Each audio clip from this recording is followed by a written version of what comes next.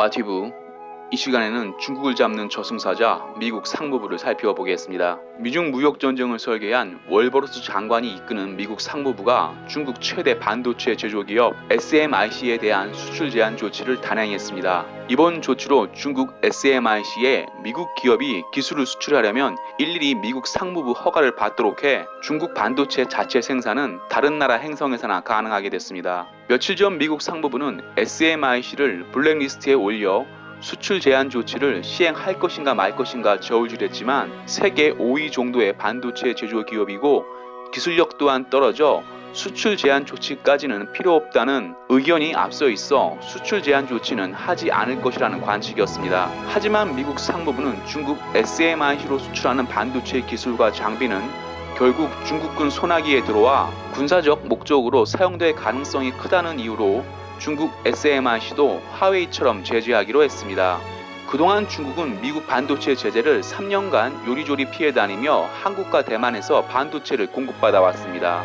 그러나 9월 15일부터 중국 화웨이에 수출하는 반도체 중에 미국 반도체 기술이 조금이라도 포함되어 있다면 반드시 미국 상무부 허가를 받도록 해 한국 대만 반도체 기업은 중국 반도체 수출을 중단했는데요. 미국 제재로 고성능 반도체를 공급받을 수 없게 된 중국은 SMIC에 막대한 투자를 하여 미국 반도체 제재에 정면으로 도전할 생각이었습니다. 중국 공산당은 반도체 굴기에 200조를 선제적으로 투자하는 것으로 모자라 민간인 돈까지 긁어모으고 있습니다. 실제로 SMIC는 공산화된 홍콩 증시에도 상장됐고 7월 16일 중국 상하이 증시에 대비해 공모가보다 무려 3배 폭등한 가격에 거래가 되어 중국 공산당 지원받는 기업 위력을 보여줬습니다. 그러나 미국 상무부 제재로 SMIC 반도체 생산은 사실상 불가능해져 중국이 그토록 원하던 반도체 굴기는 갓난아이 낮잠처럼 끝났습니다.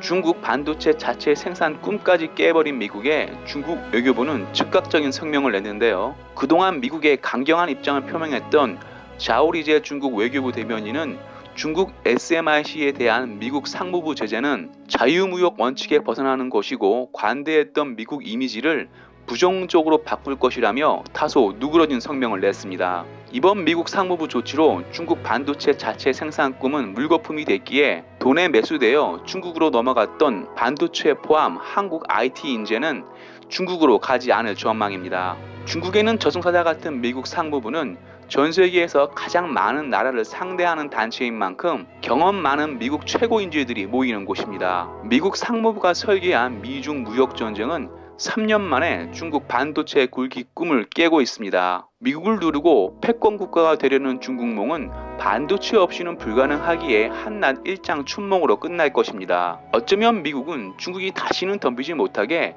중국을 산업국가가 아닌 마오쩌둥 시대와 같이 자급자족해야 하는 농업국가로 만들려는지도 모르겠습니다. 와티브 마치겠습니다. 유익했다면 구독, 좋아요, 회원가입 부탁합니다.